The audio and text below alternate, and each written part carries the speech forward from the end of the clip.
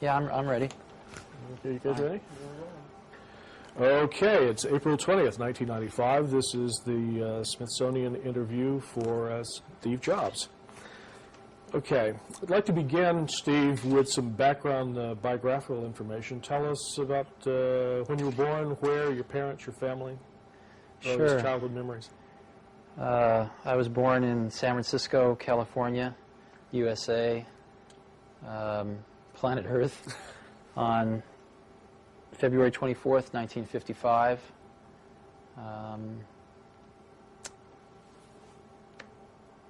I could go into a lot of details of my youth, but I don't know that anybody would really care about that too much. Well, it might in 300 years, because all this print's going to disintegrate. Tell me a little bit about your parents, your family. What are the earliest things you remember? 55, Eisenhower was still president. Yeah, I don't remember him, but I do remember growing up in the, sort of the very late 50s, early 60s. It was a very interesting time in the United States of America. America was sort of at its pinnacle of post-World War II prosperity, I think, and everything had been fairly straight and narrow, from haircuts to culture in every way, and it was just starting to kind of broaden into the 60s where things were going to start expanding out in new directions. But it hadn't quite gone that way, and everything was still very successful, very young. America was seen very, very young and naive in many ways to me, from my memories of that time. Yeah, so you would have been about 5 or 6 years old when John Kennedy was right, I remember president. John Kennedy being assassinated. I remember the exact moment I heard that he had been shot. Where were you when I was walking across the grass of my schoolyard going home at about 3 in the afternoon, and somebody yelled out that the president had been shot and killed.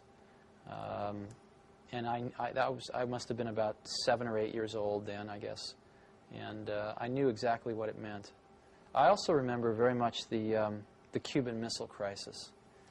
I probably didn't sleep for 3 or 4 nights because I was afraid if I went to sleep I wouldn't wake up. And I absolutely, even at, I guess I was about 6, 7 years old. Yeah. Again, I understood exactly what was going on. I think everybody did. And it was really a terror that I will never forget in my life, and probably has never really left. And I think that everyone felt it at that time. Oh, yeah. Those of us who were older, I remember being in high school and making plans of where we'd meet if the country was devastated. It was a strange, strange time. One of the things we're trying to get a handle on is sort of passion and power, and early things that you were passionate about, that you were really interested in, that you think. Well, I was very lucky. I had a father named Paul who was a pretty remarkable man. He'd never graduated from high school. He joined the Coast Guard in World War II and ferried troops around the world for General Patton, I guess. And I think he was always getting into trouble and getting busted down to what's private, I think, is the lowest, right? Yeah. But he was a machinist by trade and worked very hard and was kind of a genius with his hands.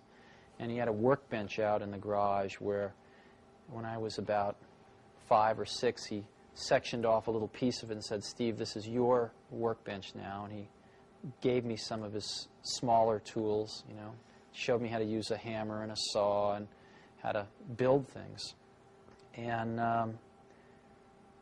it really was very good for me. He spent a lot of time with me teaching me how to build things, take things apart, put things back together. And one of the things that he touched upon was electronics. He did not have a deep understanding of electronics himself, but he'd encountered electronics a lot in automobiles and other things that he would fix. So he showed me the rudiments of electronics, and I got very interested in that.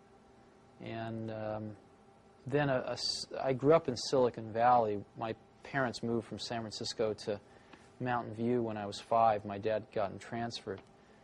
And that was right in the heart of Silicon Valley. So there were engineers kind of all around, and Silicon Valley at that time was still orchards for the most part. I mean, it was apricot orchards and prune orchards, and it was really paradise. I remember there not being, I remember almost every day the air being crystal clear, where you could see from one end of the valley to the other. And this was when you were 6, 7, Yeah. 8 years old at Right, this time. exactly. Uh-huh. And it was really the most wonderful place in the world to grow up. And there was a man that moved in down the street, maybe about 6 or 7 houses down the block, who was new in the neighborhood with his wife. And it turned out he was an engineer at Hewlett-Packard, and he was a ham radio operator and really into electronics. And what he did to get to know the kids on the block was a rather strange thing. He put out a carbon microphone and a battery and a speaker on his driveway where you could talk into the microphone and your voice would get amplified on the speaker. It's kind of a strange thing to do when you move into a neighborhood, but that's what he did. This is great. And I, of course, started messing around with this, and I'd always been taught that you needed an amplifier to amplify the voice of a microphone for it to come out of a speaker. Oh, yeah. My father had taught me that, so I went home and proudly announced to my father that he was all wrong and that this man up the block was amplifying voice with just a battery. My father told me I didn't know what I was talking about. We got into a very large argument about this, so I dragged him down and showed him this, and he himself was a little befuddled. And I got to know this man whose name was Larry Lang, and he taught me a lot of electronics, too. He was great. And he used to build, you know, Heath kits, which they don't really have anymore. But Heath kits were really great. These Heath kits were these products that you would buy in kit form. You'd actually pay more money for them than you would if you just went and bought the finished product, if it was available. But these Heath kits would come with detailed manuals and on how to put this thing together, and all the parts would be laid out in a certain way and color-coded, and you'd actually build this thing yourself. And I would say that gave one several things. It gave one an understanding of what was inside a finished product and how it worked, because it would all include a theory of operation. But maybe even more importantly, it gave one the sense that one could build the things that one saw around oneself in the universe. I mean, you see, these things were not mysteries anymore. When you looked at a television set, you would think, well, I haven't built one of those, but I could. There's one of those in the Heathkit catalog, and I built 2 other Heathkits, so I could build a television set. I could build, you know, things became much more clear that they were the results of human creation, not these magical things that just appeared in one's environment and one had no knowledge of their interiors. So it gave one a tremendous degree of self-confidence that through exploration and learning one could understand seemingly very complex things in one's environment. And so, you know, that was my childhood was very fortunate in that way. Yeah, I had a rough time in school. It sounds like you were really lucky to have your dad as both a sort of a mentor and a hero. And I was going to ask you about school. What was the formal side of your education like? Good, bad, School was pretty hard for me at the beginning. My mother had taught me how to read before I got to school, and so when I got there, I really just wanted to do 2 things. I wanted to read books, because I loved reading books, and I wanted to go outside and chase butterflies and do all the things that, you know, 5-year-olds like to do. And I encountered authority of a different kind than I'd ever encountered before, and I did not like it. And they almost got me. They came this close to really beating any curiosity out of me. By the time I was in 3rd grade, I'd had a good buddy of mine, Rick Ferrantino, and the only way we had fun was to create mischief. And we used to do things like, I remember one time we traded everybody, there was a big bike rack where everybody put their bikes, maybe 100 bikes in this bike rack, and we traded everybody our lock combinations for theirs on an individual basis, and then went out one day and put everybody's lock in everybody else's bike, and it took them until about 10 o'clock that night to get all the bikes unsorted. And stuff like that. We'd set off explosives in teachers' desks and stuff. And it was pretty serious. We got kicked out of school a lot. In 4th grade, I encountered one of the other saints in my life, which was, they discovered they were going to put me and this guy, Rick Ferrantino, into the same 4th grade class, and the principal said at the last minute, no, bad idea, separate them. So this teacher, Mrs. Hill, said, I'll take one of them, and she taught the advanced 4th grade class, and thank God I was the random one that got put in her class. And she watched me for about 2 weeks, and she then approached me. She said, Stephen, I'll tell you what, I'll make you a deal. I have this math workbook, and if you take it home and finish it on your own without any help, and you bring it back to me, if you get it 80% right, I will give you $5 and one of these really big suckers. She bought it. She held it out in front of me, one of these giant things. And I looked at her like, are you crazy, lady? You know, nobody's ever done this before. And, of course, I did it. And she basically bribed me back into learning with candy and money. And what was really remarkable was that, you know, before very long, I had such a respect for her that I sort of reignited my desire to learn. And she was remarkable. She got me kits for making cameras. You know, I ground my own lens and made a camera, and it was really quite wonderful. And I think I probably learned more academically that 1 year than I've ever learned in my life. And it created problems, though, because when I got out of 4th grade, they tested me and they decided to put me in high school. And my parents said no, thank God. They said you can skip 1 grade, but that's all. But not to high school. But not to high school. No way, no how. Oh, that's good. And I found skipping 1 grade, you know, to be very troublesome in many ways. That was plenty enough. And but it did create some problems. I'm going to get myself a little out of order here, but this seems like such a good place to talk about it. Is your experience in that 4th grade class, and do you think that had a major impact on your own interest in education? I mean, if there's anyone in the computer industry that's associated with computers and education, it's got to be you and Apple.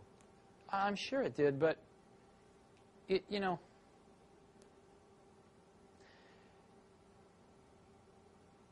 I'm a very big believer in equal opportunity as opposed to equal outcome. I don't believe in equal outcome because, unfortunately, life's not like that, and it'd be a pretty boring place if it was. But I really believe in equal opportunity, and equal opportunity to me, more than anything, means a great education. Probably, you know, the second, maybe even more important is a great family life, but I don't know how to do that. And I don't think anybody knows how to do that. But it pains me because we do know how to provide a great education. We really do. If we got our act together, we could make sure that every young child in this country got a great education. And we fall far short of that. And I know from my own education that if I hadn't encountered 2 or 3 individuals that spent extra time with me, I'm sure I would have been in jail. I'm 100% sure if it hadn't have been for Mrs. Hill in 4th grade and a few others, but maybe even especially her, I absolutely would have ended up in jail. Because I could see those tendencies in myself to sort of have a certain energy to do something, and it could have been directed to doing something interesting that other people thought was a good idea, or doing something interesting that other people maybe didn't like so much. Yeah, put you in jail, right? And so, I think when you're young, a little bit of course correction goes a long way. And I think it takes pretty talented people to do that. And I don't know that enough of them get attracted to go into public education. You can't even support a family on what you get paid. On what you get paid. And if you're smart, I sort of feel if somebody's smart enough that you want to turn your kids over to them for the majority of their childhood. I mean, the majority of their waking hours in their childhood are spent not with your parents, but with your teachers. Sure. I'd like the people that are teaching my kids to be good enough that they could get a job at the company I work for making $100,000 a year. Mm-hmm. Well, why should they work at a school for $35,000, $40,000 a year if they could get a job here at $100,000 a year? Absolutely. I mean, that's not is that an intelligence test? I mean, yeah, so exactly. I think we should basically be hiring them and paying them $100,000 a year. But the problem there, of course, is the unions. The unions are the worst thing that ever happened to education, because it's not a meritocracy. Yeah, exactly. It turns into a bureaucracy, which is exactly what's happened. And teachers can't teach, and administrators run the place, and nobody can be fired. It's terrible. Well, some people say that this new technology may be the networked world, if you will, may be a way to bypass that. Are you optimistic? No, I absolutely don't believe that. And as you pointed out, I've probably helped put more computers in more schools than anybody else in the world, and I'm up until this point in time, and I'm absolutely convinced that that is by no means the most important thing. Now, the most important thing is another person that incites your curiosity, that guides your curiosity, that feeds your curiosity. And machines cannot do that in the same way people can. The elements of discovery are around you. You don't need a computer to know. I mean, you know, here. Why does that fall? You know why? Nobody knows why. Nobody in the entire world knows why that falls. We can describe it pretty accurately, but no one knows why. I don't need a computer to get a kid interested in that, to spend a week playing with gravity and trying to understand it and come up with reasons why. But you do need a person. You do need a person. And so, especially with computers the way they are now, computers are very reactive. But they are not proactive. They are not agents, if you will. They are very reactive. So what children need is something much more proactive. And they need a guide. They don't need an assistant. And I think we have the material to solve this problem in the world. It's just being deployed in other places. And I've been very strong believer that what we need to do in education is go to the full voucher system. I know this isn't what you care about, but this is what I care about a great deal. Well, and this is exactly what we care about. Okay, great. This was believe it or not, this was at the end, and we're one of the things that I feel is that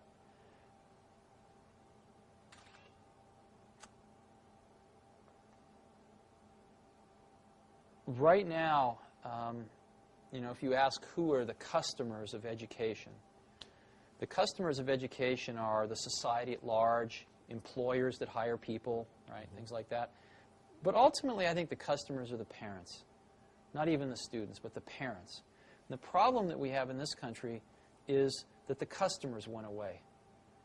The customers stopped paying attention to their schools for the most part. And gave their kids to the... Well, what happened was that mothers started working. And they didn't have time to spend at PTA meetings and watching their kids' school. Schools became much more institutionalized. And parents spent less and less and less time involved in their kids' education. And what happens when a customer goes away and a monopoly gets control, which is what's happened in our country, is that the service level almost always goes down. I remember seeing a bumper sticker when the telephone company was all one, AT&T, the Bell system. I remember seeing a bumper sticker with the Bell logo on it, and it said, "We don't care. We don't have to." You know? And that's what a monopoly is. Sure. That's what IBM was in their day, and that's certainly what the public school system is. They don't have to care. Now, it turns out, let's go through some economics. The most expensive thing most people buy in their lives is a house. Second most expensive thing is a car, usually. And a car costs, average car is approximately about $20,000 now, $16,000, $20,000. And an average car lasts about, what, 8 years? Right? You buy another one. Yeah. So approximately, $2,000 a year, right, for an 8-year commitment. Well,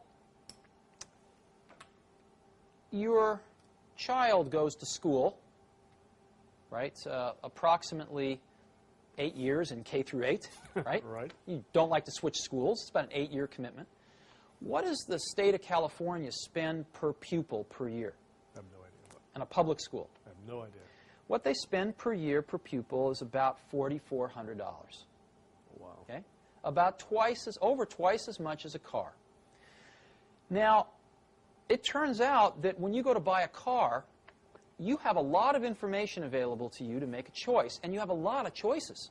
Oh, yeah. I mean, General Motors and Ford and Toyota and Chrysler and Nissan, they are advertising at me like crazy. I can't get through a day without seeing 5 car ads. And they seem to be able to make these cars efficiently enough that they can afford to take some of my money and advertise to other people with it. Sure. So that everybody knows all about these cars. And they keep getting better and better and better each year because there's a lot of competition. And there's a warranty. And there's a warranty, that's right. But in schools, since people don't feel like they're spending their own money, they feel like it's free, right? No one does any comparison shopping. Matter of fact, if you want to put your kid in a private school, you can't take the $4,400 a year out of the public school and use it. You have to come up with, you know, $5,000 or $6,000 of your own, or even $4,400 of your own money. Sure. Or more. I believe very strongly that if the country gave each parent a voucher, a check for $4,400 that they could only spend at any accredited school, that several things would happen. Number one, schools would start marketing themselves like crazy to parents to get students. Secondly, I think you see a lot of new schools starting. I've suggested as an example, if you go to Stanford Business School, they have a public policy track. They could start a school administrator track. So you could get a bunch of people coming out of college, tying up with somebody who just got out of business school. They could be starting their own schools. Sure. You could have 25-year-old kids out of college, very idealistic, full of energy. Instead of starting a Silicon Valley company, they'd start a school. And I believe they would do far better than many of our public school teachers do. The third thing you'd see is I believe that you would see the quality of schools, again, just like in a competitive market, start to rise. Some schools would go broke. A lot of the public schools would go broke. There's no question about it. It would be rather painful for the first several years. And deservedly so. But I think far less painful than the kids going through the system as it is right now. And some people, the biggest complaint is, of course, that schools would pick off all the good kids and all the bad kids would be left to wallow together in either a private school or the remnants of the public school. To me, that's like saying, well, all the car manufacturers are going to make BMWs and Mercedeses and nobody's going to make a $10,000 car. Well, I think the most hotly competitive market right now is the $10,000 car area. You've got all the Japanese playing in it. You've got General Motors that spent $5 billion subsidizing Saturn so far so that they can compete in that market. You've got Ford, which has just introduced 2 new cars in that market. You've got Chrysler with the Neon. Yeah. So you're spending $32,000 and you're getting a $500 used car in some cases. The market competition model seems to indicate that where there is a need, there is a lot of providers willing to tailor their products to fit that need, and a lot of competition which keeps forcing them to get better and better. So I think the problems we've got, I used to think when I was in my 20s that technology was the solution to most of the world's problems. And unfortunately, it ain't so. It's sort of, I'll give you an analogy. A lot of times we think, why is television programming so bad?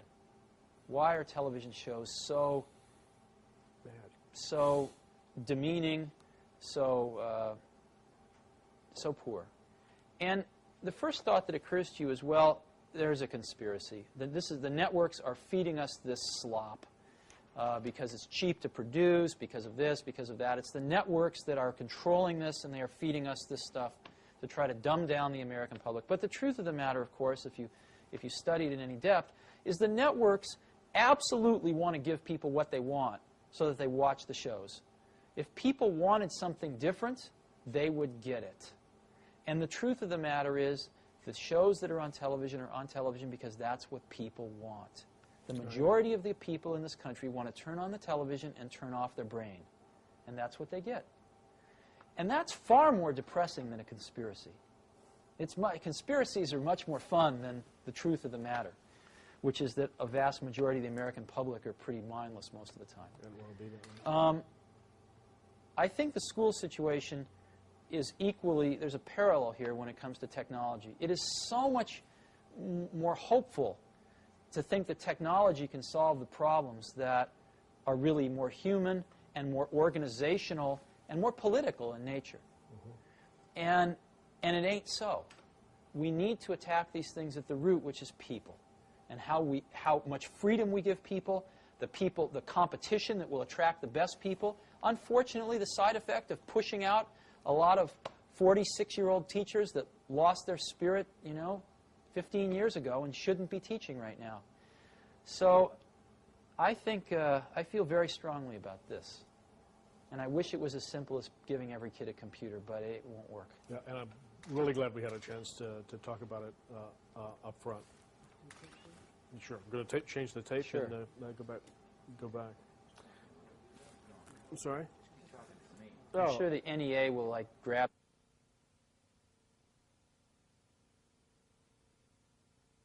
I wanted to make sure that we got covered. And one of the things was about the books about your life and career. So much has been written about you, rather than go over a lot of those stories. I was going to ask if there are any of those books, or which one do you think is the best and the fairest, and if there are aspects that of your career that you think have been left out that you'd like to have addressed. I have to tell you truly, I'm pretty ignorant about that because I haven't read any of them. Oh, I skimmed one time, and the first page, I skimmed one, maybe read about 10% of it, and I read the first page of another, and it got my birthday wrong by a year. And I thought, well, if they can't even get this right, then this is probably not worth reading. The one that I skimmed, I don't remember which one it was, but I've always considered part of my job was to keep the quality level of people in the organizations I work with very high. I mean, that's what I consider one of the few things I actually, can contribute individually myself versus the team that I work with is to really try to instill in the organization the goal of having only A players. Because in the field that I'm in, like in a lot of fields, the difference between maybe the worst taxi cab driver and the best taxi cab driver to get you across town Manhattan might be 2 to 1. Best one will get you there in 15 minutes. The worst one will get you there in half an hour. Or the best cook and the worst cook, maybe it's 3 to 1. Sure. Pick something like that. Most things in life, the best post person, the worst post person. In the field that I'm in, in software in particular, the difference between the best person and the worst person is about 100 to 1 or more. The difference between a good software person and a great software person is probably 50 to 1, 25 to 50 to 1. Huge dynamic range. And therefore, I have found, and not just in software, but in almost everything I've done, it really pays to go after the best people in the world. It's painful. It's very painful when you have some people that are not the best people in the world, and you have to get rid of them. To tell them. But I found that my job has sometimes been exactly that, to get rid of some of the people that didn't measure up. And I've always tried to do it in a humane way, but nonetheless, it has to be done, and it's not ever fun. Is that the hardest and most painful part of managing a company from your point of view? Oh, sure, of course. And so, but I've been, at times I've been pretty hard about it. And a lot of times people haven't wanted to leave, and I haven't given them any choices. So if somebody wanted to write a book about me, most of my friends would never talk to them, but they could go find, the handful of a few dozen people that I'd fired in my life that hated my guts. And that was certainly the case in this one book I skimmed. I mean, it was just, let's throw the darts at Steve. Oh, yeah. And, such is life. I mean, that's the sort of the world I've chosen to live in. And if I didn't like that part of it enough, I'd escape, and I haven't. So I'm willing to put up with that. But I certainly didn't find it very accurate. Okay, then this gives us a golden opportunity then to let you tell your own story for a while. And I've got a couple of questions I wanted to ask you about specifically about your experience at Apple. I mean, looking back at the years you were there, what, in your own view, were the accomplishments that you were most proud of? Are there a couple of Apple stories that you really like to tell? Oh, Apple was this incredible journey. I mean,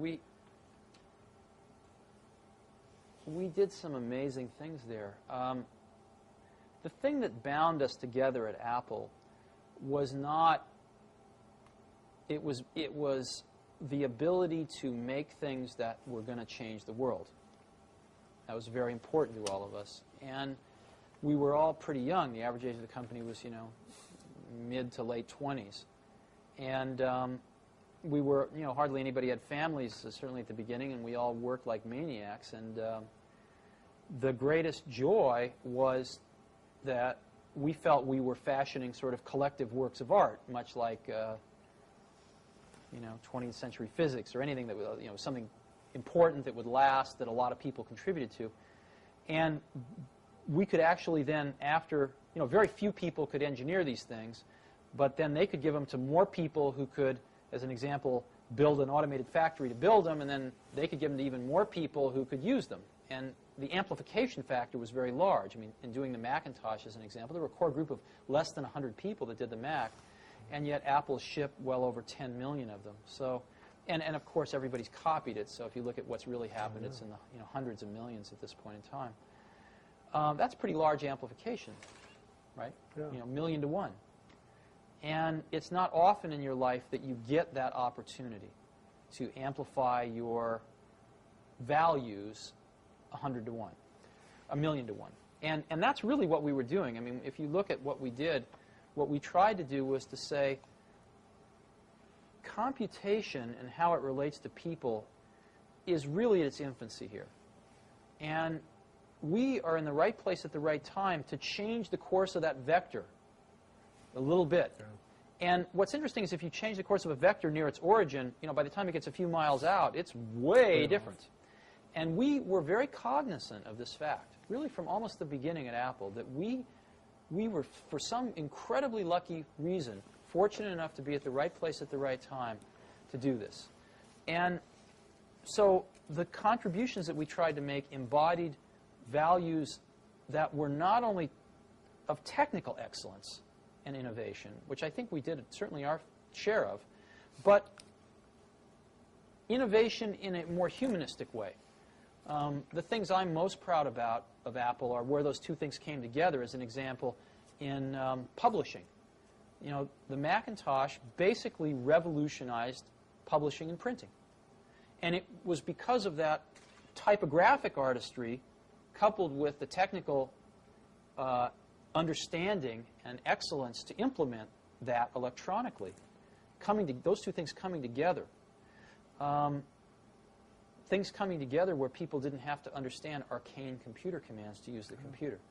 So it was the combination of those two things that I am the most proud of. And it happened on the Apple II, and it happened on the Lisa, although there were other problems with the Lisa that caused it to be a market failure. And then it happened again big time with the Macintosh. You used an interesting word when you were describing what you were doing. You were talking about art, not engineering, That's and correct. not science. You want to talk about that for a minute? Sure. I believe that the distinction between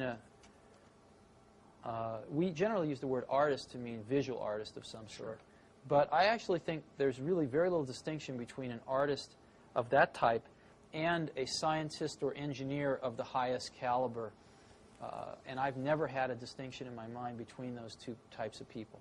They've just, to me, been people that pursue different paths, but basically kind of headed to the same goal, which is to express something of what they perceive to be the truth around them, so that others can see it, so that others can benefit by it. And the artistry is in the elegance of the solution, like chess playing or mathematics? No, I think the artistry is in having an insight into what one sees around them, generally putting things together in ways that no one else has, and finding a way to express that to other people who don't have that same insight, so that they can get some of the advantage of that insight that makes them feel a certain way or allows them to do a certain thing. And I think that certainly a lot of the folks on the Macintosh team were capable of doing that and did exactly that. And if you study these people a little bit more, what you'll find was, in this particular time, I don't know how it will be in 200 years, but certainly in the 70s and 80s, the best people in computers would have normally been poets and writers and musicians. I mean, almost all of them were musicians. A lot of them were poets on the side. And they went into computers because it was so compelling, because it was fresh and new, and it was a new medium of expression of their creative talents. And the feelings and the passion that people put into it were completely indistinguishable from a poet or a painter. Completely indistinguishable. And I think there was a tremendous amount of, a lot of the people also were fairly shy people, or maybe fairly inward people, who put a lot of their expression about how they felt about other people or the rest of humanity in general into their work that other people would use. A lot of people put a lot of love into these products and a lot of expression of their appreciation into these things. It's hard to explain. No, it's passion in the truest sense of the word. So it's, and I don't think this is becoming less true, unfortunately. The computer industry is at a very critical juncture where those people are clearly leaving the field now. What are they doing? Well, where are they going? Hard to say. They're not being attracted by something else. They're being driven out of the computer business. And they're being driven out of the computer business because the computer business is becoming a monopoly with Microsoft. And without getting into whether Microsoft gained this position legally or not, who cares? The end product of the position is that the ability to innovate in the industry is being sucked out dry. And I think the smartest people have already seen some of the writing on the wall and are starting to exit. And I think some of the smartest young people are really bailing out, questioning whether they're going to even get in. Yeah. So hopefully things will change over time, but I think it's kind of a dark period right now. We're entering that. Well, Apple had a reputation as a company that absolutely broke a mold and set its own course. Looking back from where you are today with Next, do you think, with what you know now, that as Apple grew big, it could have sustained that original approach? Or did it have to become a big standard American computer funny company? Question. Apple did grow big and sustain that approach.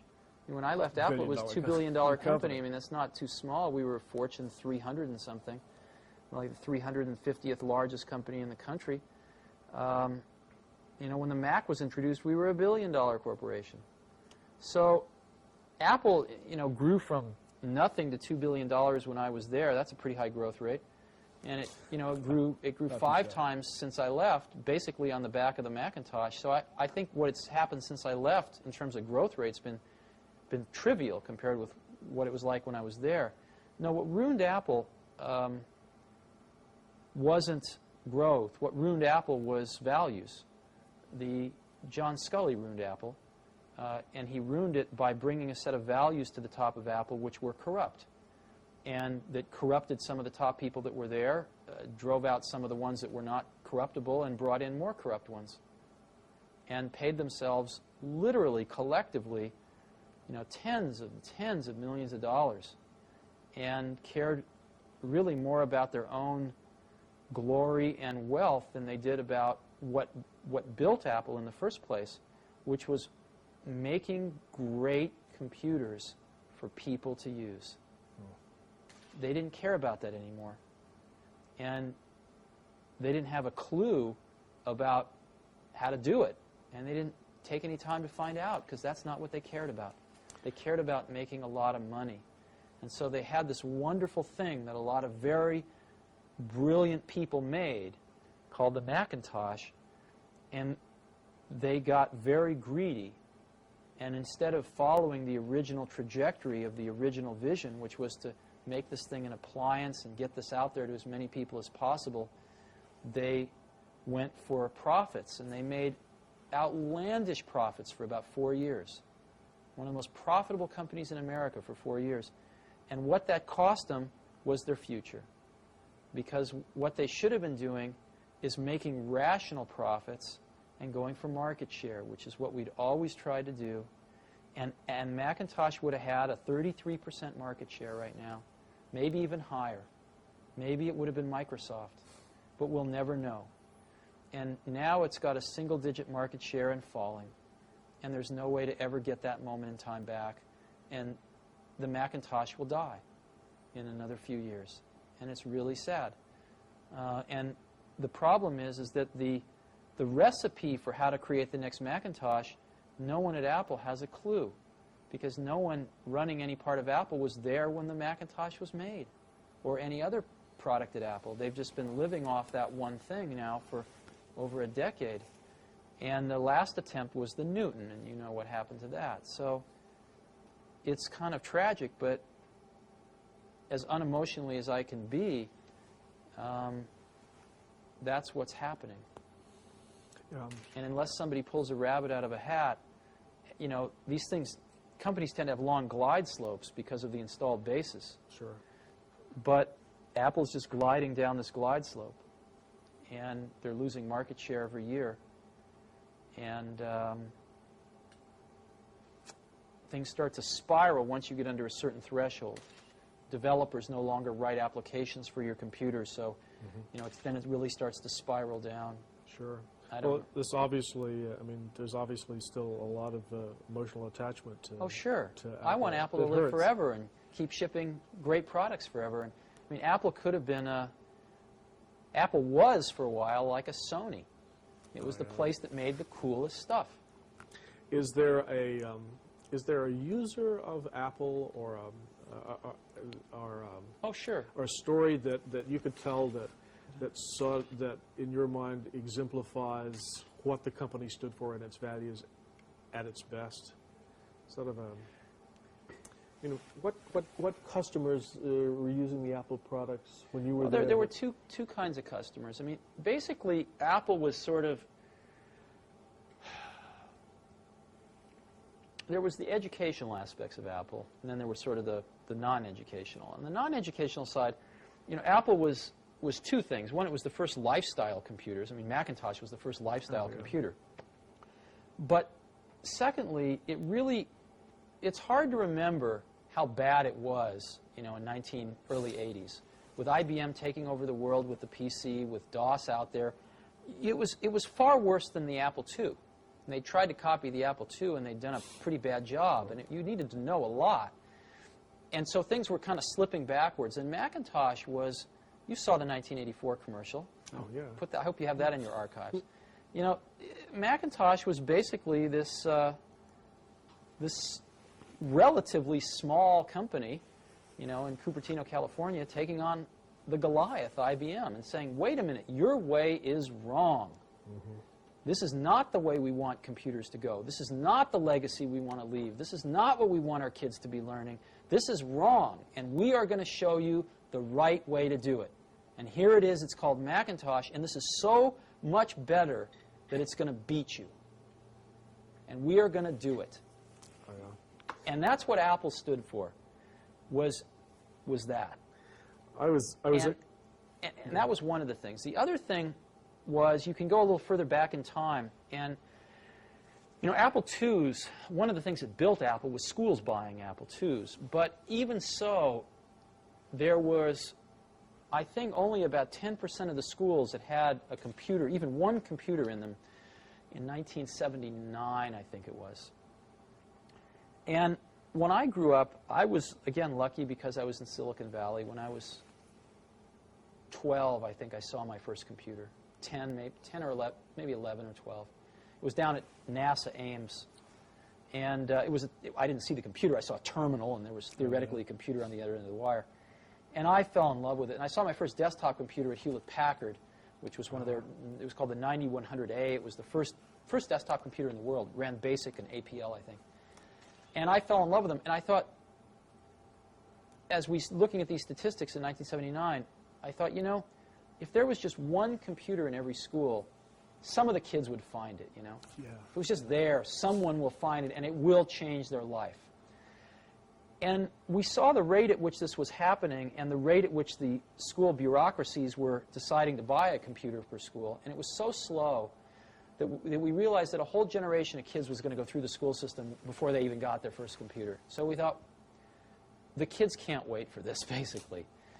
And we wanted to donate a computer to every school in America. It turns out there's about 100,000 schools in America, about 10,000 high schools, about 90,000 K through 8. And we couldn't afford that as a company.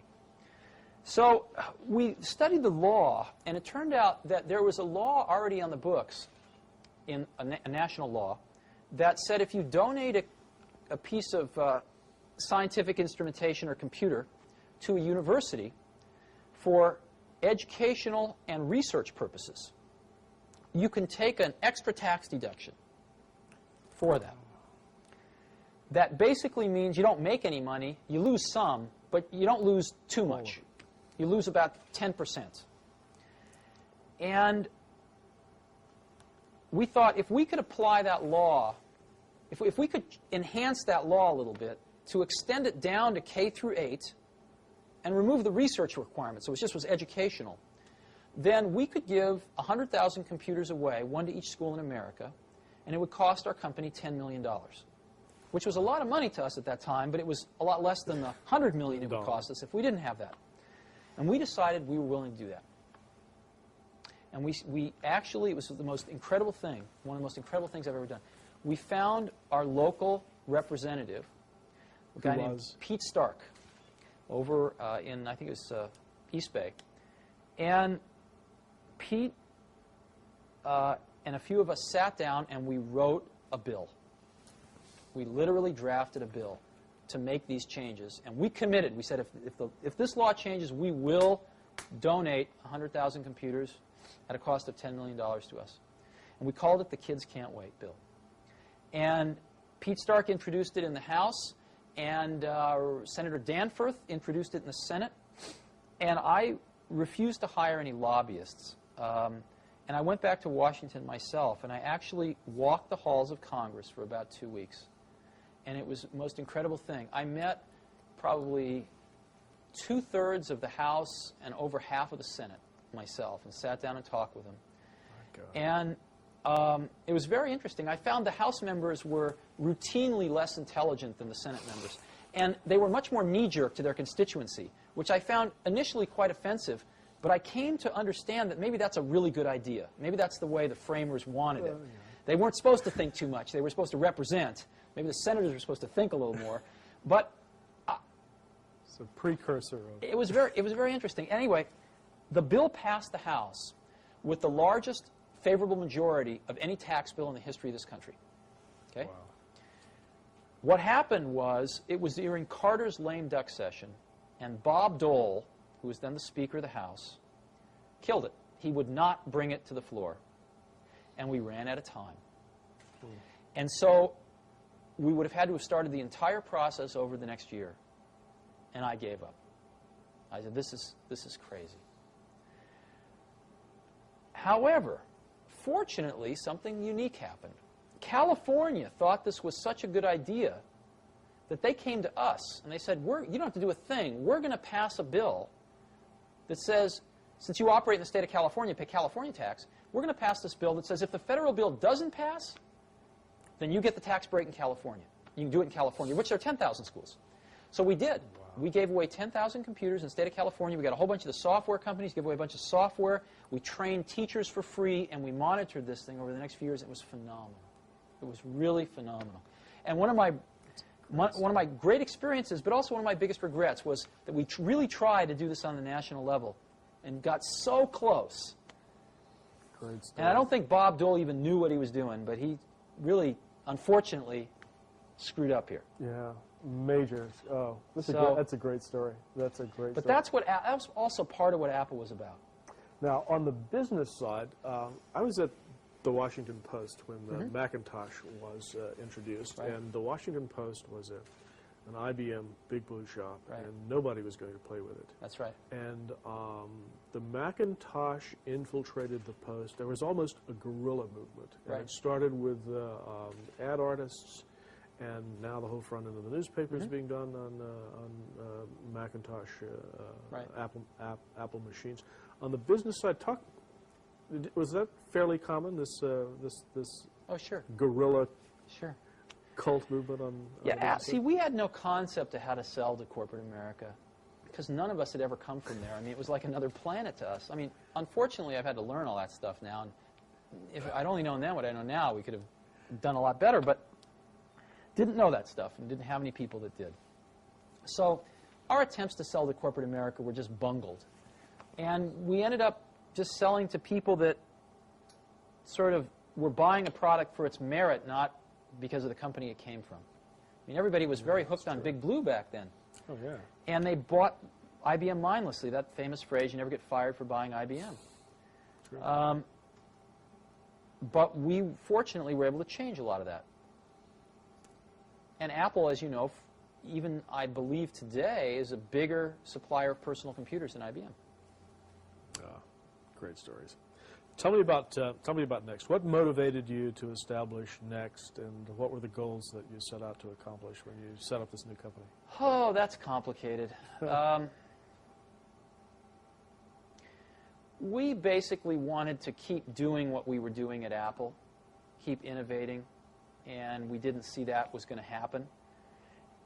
And we made a mistake, which was to try to follow the same metaphor that we did at Apple, to make the whole widget. And the market was changing. The industry was changing. The scale was changing. And in the end, we knew we would sort of be the last company that made it or the first that didn't. You know, we were right on that edge.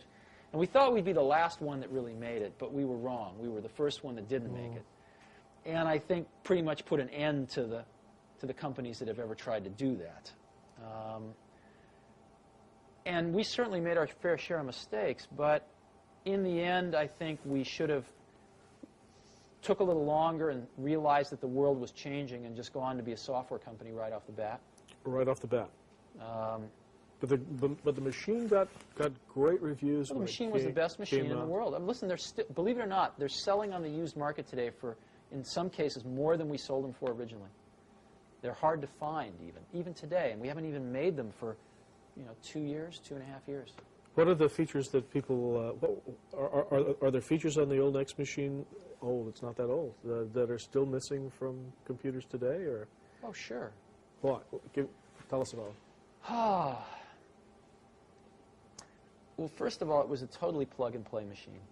Right? Except for Macintosh, that's hard to find. It was an extremely powerful machine, though, way beyond the Macintosh. So it sort of combined the power of the workstations with this plug-and-playness of the Mac, which is quite nice. Second of all, the machine had sort of a fit and finish that you don't find today. Beautiful. No, I don't just mean in packaging. I mean in sort of operation.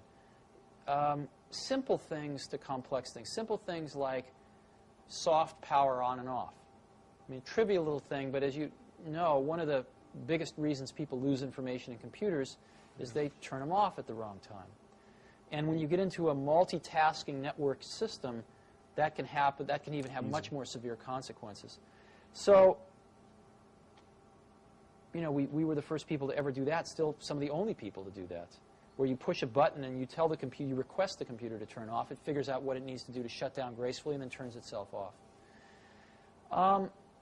Of course, the Next computer was the first computer with built-in, high-quality sound, CD-quality sound, and most people do that now, which is great. It took them a long time, but most people do that now. Yeah, just ahead of its time. Yeah, just ahead of its time. But change the tape.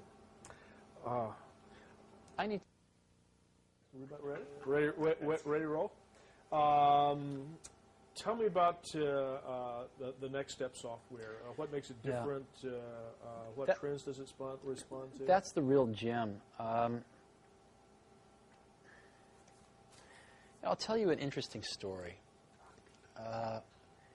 When I was at Apple, a few of my acquaintances said, you really need to go over to Xerox PARC, which was Palo Alto Research Center, PARC, and see what they've got going over there. Now, they didn't usually let too many people in, but I was able to get in there and see what they were doing, and I saw their early computer called the Alto, which was a phenomenal computer. And they actually showed me 3 things there that they had working in 1976. I saw them in 1979. That took really until a few years ago for us to fully recreate, for the industry to fully recreate, in this case with NextStep. However, I didn't see those 3 things. I only saw the first one, which was so incredible to me that it saturated me. It blinded me to see the other 2. And it took me years to sort of recreate them or rediscover them and incorporate them back into the model. But they were very far ahead in their thinking. They didn't have it right. I mean, the stuff they had done was not really right, but it was the germ of the idea of all 3 things was there. And the 3 things were graphical user interfaces, object-oriented computing, and networking. Let me go through those. Graphical user interfaces. The Alto had the world's first graphical user interface. It had windows. It had a crude menu system. It had crude panels and stuff. It didn't work right, but it basically was all there. Objects. They had Smalltalk running. The world's first, or not the first, but really basically the first object-oriented language. Simula was sort of the first, but Smalltalk was the first official object-oriented language. Third, networking. They invented Ethernet there, as you know, and they had about 200 Altos with servers hooked up in a local area network there, doing email and everything else over the network, all in 1979. I was so blown away with the potential of the germ of that graphical user interface stuff I saw that I didn't even assimilate or even stick around to investigate fully the other 2. What NextStep was the completion of turning some of that vision into a reality, incorporating the world's first truly commercial object-oriented system, NextStep, and really for its time being the most networked system in the world when it came out. And I think the world has made a lot of progress in networking, but hasn't yet crossed the hurdle into objects. And what's happened with NextStep is it's really started to get adopted by some very large corporate customers and is now the most popular object-oriented system in the world, as objects are on the threshold of starting to move into the mainstream. And so the company last year recorded its first profit in its 9 years history and sold $50 million worth of software. I think we're going to have some significant growth this year. And it's fairly clear that Next can get up to being a few $100 million software company in the next 3 or 4 years and be the largest company offering objects until Microsoft comes into the market at some point in time, probably with a pretty half-baked product. Some people say that in the future, object-oriented software is going to be the only kind of... of course that's true. Yeah, the minute... I remember it being at Xerox in 1979 because it was one of those sort of apocalyptic moments. Yeah.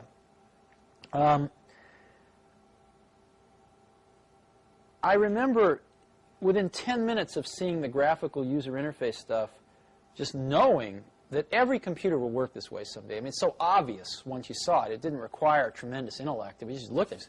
Of course, every computer is going to work this way. This is so clear. The minute you understand objects, it's exactly the same feeling. All software will be written using object-oriented technology someday. You can argue about how long it's going to take, i.e. when, You can argue about who the winners and losers are going to be, but I don't think a rational person can argue about its inevitability. Give me your thoughts on the current status and the future of the Internet and commercial online services and how they're affecting computer development. The Internet and the World Wide Web, because they've become one thing now, are clearly the most exciting thing going on in computing today. And they're exciting for 3 or 4 reasons. Number one, ultimately computers are turning into communications devices. I mean, ultimately we're spending more and more of the cycles of the computer to not only make it easy to use, but to make it easy to communicate. And the web is the missing piece of the puzzle, which really is going to power that vision much further forward. So it's very exciting in that way. Secondly, it's very exciting because it is going to destroy vast layers of our economy. And it is going to make available a presence in the marketplace for very small companies that is equal to very large companies. Let me give you an example. A small 3-person company in Phoenix, Arizona can have a web server that looks identical, if not better, than IBM's or than the Gaps or than anybody else, any large company. And they can gain access to this electronic distribution channel for free. They don't have to build buildings. They don't have to go sign up 1,000 distributors and have people to call on them, et cetera, et cetera. In essence, direct distribution from the manufacturer to the customer via the Internet, via the web, the direct contact, direct transactions, and then distribution via UPS or Federal Express, that's going to be cheaper than going through all these middlemen or building hundreds of stores around the country. It is going to radically change the way goods and services are discovered, sold, and delivered, not only in this country, but eventually in the world. And as you know, electrons travel at the speed of light, and so it tends to bring the world much closer together in terms of providers and customers. That's very exciting. The leveling of big and small, the leveling of close, near, and distant. The third reason it's very exciting is because Microsoft doesn't own it, and I don't think they can. I think it's the one thing in the industry that Microsoft probably can never own. And I think one of the things that's essential is that the government continue to fund the Internet as a public trust, as a public facility, and remove any of these ridiculous notions of privatizing it that have been brought up. I don't think they're going to fly, thankfully. The Internet costs the U.S. government about $50 to $75 million a year. This is peanuts for what it's doing right now. And even if that cost someday escalated to, $500 million a year, which of course you could build the whole Internet each year for that from scratch if you had to. You could replace all the equipment, etc.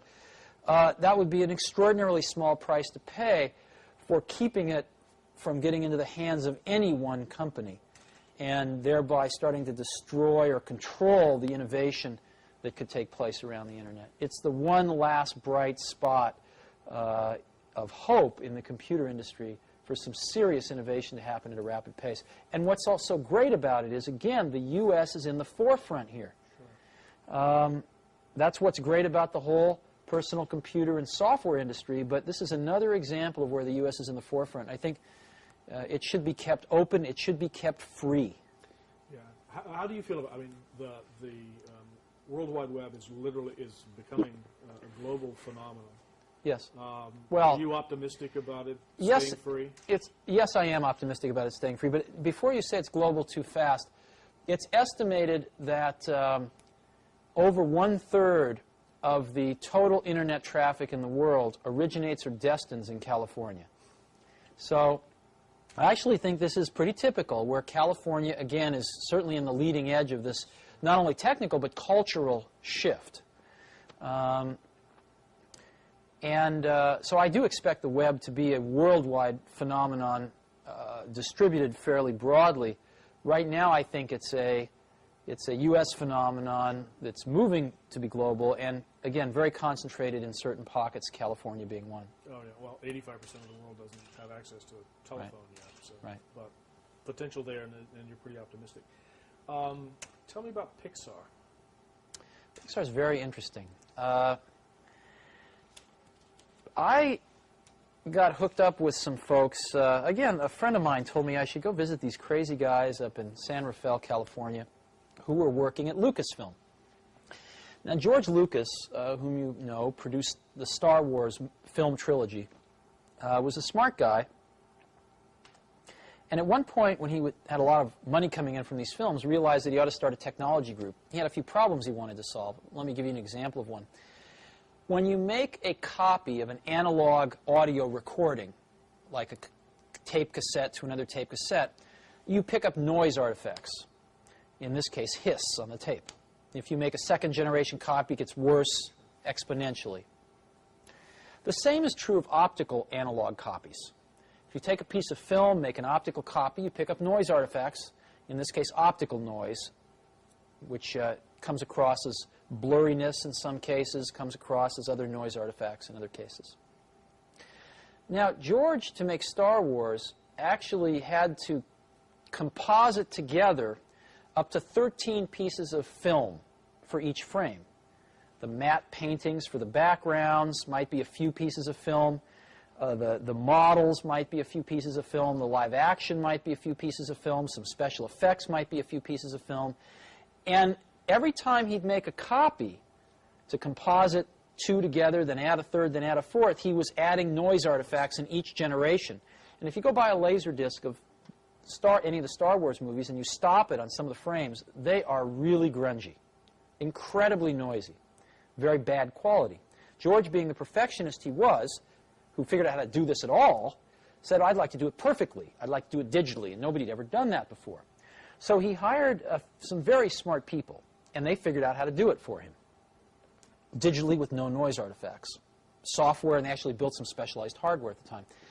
George, at some point, decided that this was costing him several $1 million a year and decided he didn't want to fund it anymore. So I bought this group from George Lucas, and I incorporated it as Pixar, and we set about basically revolutionizing high-end computer graphics. If you look at the 10 most important revolutions in high-end computer graphics, in the last 10 years, 8 of them have come out of Pixar. All of the software that was used to make Terminator, as an example, to actually construct the images you saw on the screen, or Jurassic Park with all the dinosaurs, was Pixar software. Industrial Light and Magic uses it as the basis for all of their stuff. But Pixar had another vision than to do special effects. Pixar's vision was to tell stories, to make real films. And so our vision was to make the world's first animated feature film that was completely computer synthetic. Sets, characters, everything. And after 10 years, we have done exactly that.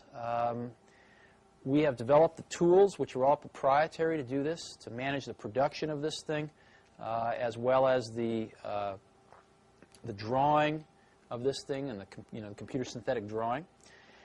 And we are finishing up making the world's first computer animated feature film. Pixar has written it, directed it, producing it, and the Walt Disney Corporation is distributing it. And it's coming out this year as Walt Disney's Christmas picture. It's coming out November 11th, I believe, and it's called Toy Story. And you will hear a lot about it because I think it's going to be the most successful film of this year.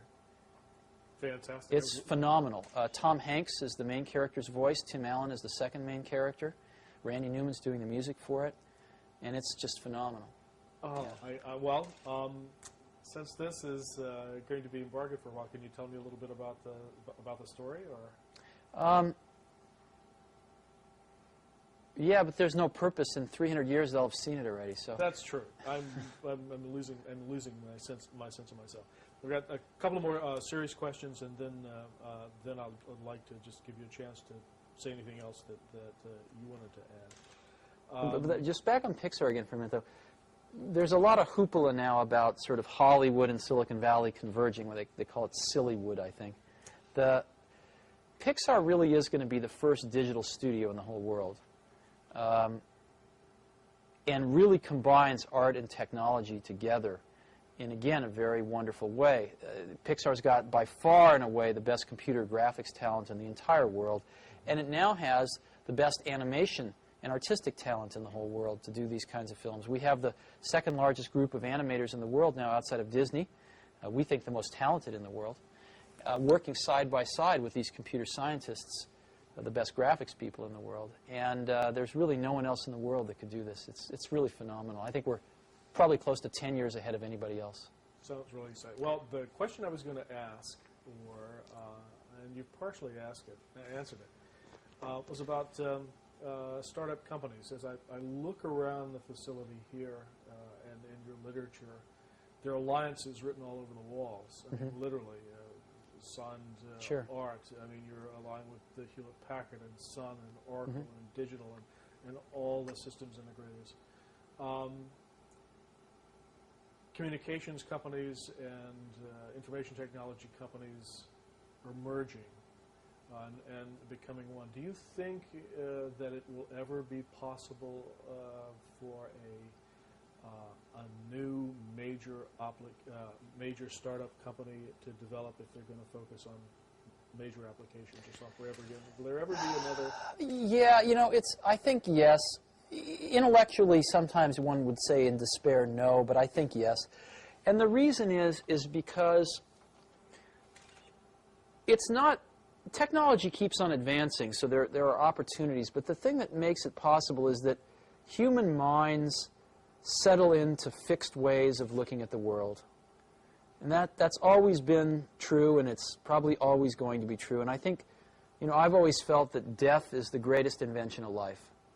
I'm sure that life evolved without death at first, and found that without death, life didn't work very well, because it didn't make room for the young who didn't know how the world was 50 years ago, who didn't know how the world was 20 years ago, but who saw it as it is today without any preconceptions, and saw and dreamed how it could be based on that, who were not satisfied based on the accomplishments of the last 30 years, but who were dissatisfied because the current state didn't live up to their ideals.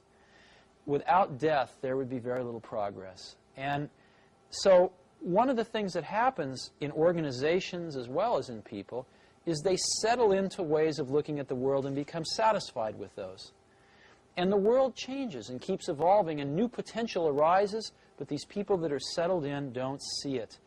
And that's what gives startup companies their greatest advantage, is the sedentary point of view of large companies. And in addition to that, large companies usually do not have very efficient communication paths from the people closest to some of these changes at the bottom of the company to the top of the company, which are the people making the big decisions. And so by the time, there may be people at the lower levels of these companies that see these changes coming, but by the time the word ripples up to the highest levels where they can do something about it, sometimes 10 years passes. And even in the case where part of the company does the right thing, at the lower levels, usually the upper levels screwed up somehow. I mean, IBM in the personal computer business was a good example of that. So I think as long as humans don't solve this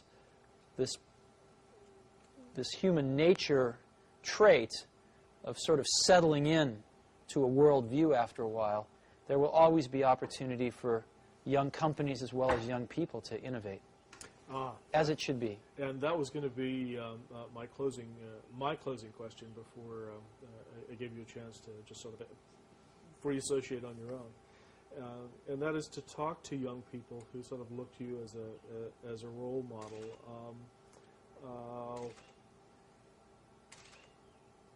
Opportunities for innovation you think are still possible. What are the factors for success for young people today, and what pitfalls should they avoid if you're playing the role of elder statesman? for entrepreneurs? Yeah, for young entrepreneurial. Oh, I get asked this a lot, and I have a pretty standard answer, which is a lot of people come to me and they say, well, I want to be an entrepreneur. And I go, oh, that's great. What's your idea? And they go, well, I don't have one yet. And I say, well, I think you should go get a job as a busboy or something until you find something you're really passionate about, because it's a lot of work. And I'm convinced that about half of what separates the successful entrepreneurs from the non-successful ones is pure perseverance. It is so hard. You pour so much of your life into this thing, and there are such rough moments in time that most people give up. I don't blame them. I mean, it's really tough, and it consumes your life. I mean, if you've got a family and you're in the early days of a company, I can't imagine how one could do it. I'm sure it's been done, but it's rough. I mean, because it's pretty much an 18-hour-a-day job, 7 days a week for a while. So unless you have a lot of passion about this, you're going to not survive. You're going to give it up. So you got to have an idea or a problem or a wrong that you want to right that you're passionate about. Otherwise, you're not going to have the perseverance to stick it through. And I think that's half the battle right there. Well, I lied, because your talking made me think of the other side of that. We talked about the passion side. What would you say? There's passion and there's power.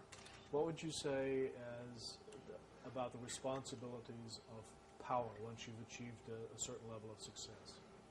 Power? Yeah. What is that? You need passion to build a company like Apple or IBM or any other major company. But once you've taken the passion to that level and have built a company and are in a position like Bill Gates at Microsoft or anybody else, yourself, what are the responsibilities of those who have succeeded and have economic power, social power? I mean, you've changed the world. What are your responsibilities within that framework or paradigm? Oh, I mean, that question can be taken on many levels. Obviously, if you're running a company, you have responsibilities. But as an individual, I don't think you have responsibilities. I think the work speaks for itself. And I don't think that people have special responsibilities just because they've done something that other people, like or don't like or what have you. I think the work speaks for itself. I think people can choose to do things if they want to. But, I mean, we're all going to be dead soon. That's my point of view. Somebody once told me, they said, live each day as if it will be your last, and one day you'll certainly be right. And I do that. And I really, you never know when you're going to go. But you are going to go pretty soon. And if you're going to leave anything behind, it's going to be, your kids, a few friends, and your work, right? So that's what I tend to worry about. I don't tend to think about responsibility. Matter of fact, I tend to like to, on occasion, pretend I don't have any responsibilities. I try to remember the last day when I didn't have anything to do and I had nothing to do the following day that I had to do. I had no responsibilities, and it was, decades ago. So I have to pretend when I want to feel that way.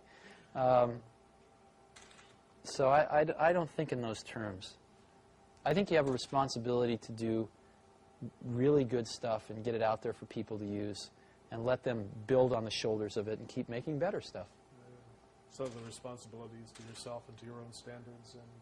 Well, in our business, one person can't do anything anymore, but you create a team of people around you, and you have a responsibility of integrity of the work to that team. Everybody does, and you try to turn out the best work you can. Any final comments or thoughts, either for the record or off the record?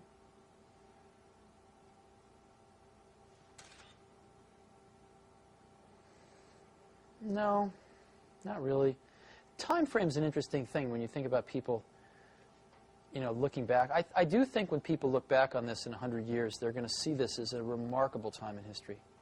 It's incredibly, and especially this area, believe it or not. I mean, I think when you look at the innovation that's come out of this area, just this Bay Area, Silicon Valley and the whole San Francisco, Berkeley Bay Area, you've got the invention of the integrated circuit, the invention of the microprocessor, the invention of semiconductor memory, right?